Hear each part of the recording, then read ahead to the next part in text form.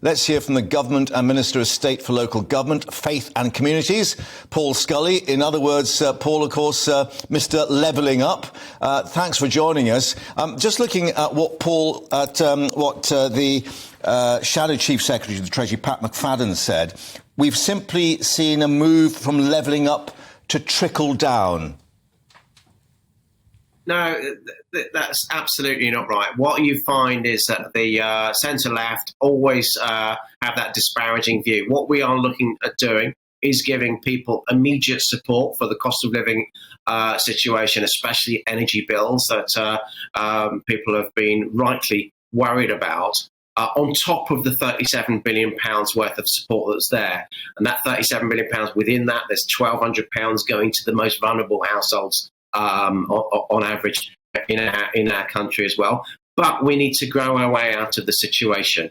We need to grow our way in the medium term to make sure that debt levels don't get too high, to make sure that we can get more tax coming in to pay for those vital public services. Everyone, of course, will be very pleased to have the help on energy, but there is a political gamble here on the tax cuts and the way that you're trying to encourage growth. Bodies such as the IFS, Institute for Fiscal Studies, are saying, this is actually more than a gamble at best.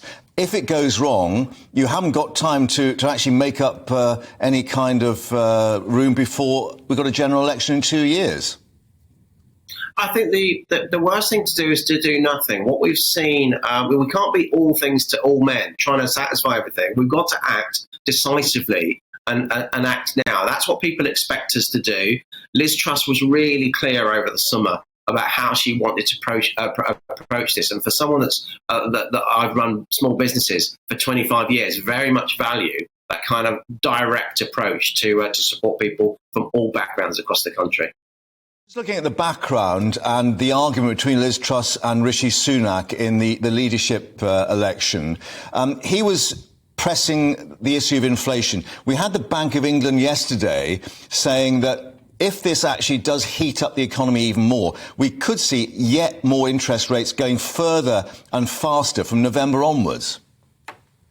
I don't think we actually, but the thing is, you're talking about heating up the economy, and traditionally, inflation heating up. At the moment, we need to stimulate the economy. It's comparatively sluggish. Energy prices themselves, the cap that we're talking about on energy prices, has a deflationary effect in itself. So we're trying to tackle two different things. We're trying to make sure we can stimulate the economy and tackle the inflation that's coming from energy prices, from global supply chain issues, and a stagnant labour market. So it's not a traditional inflationary event.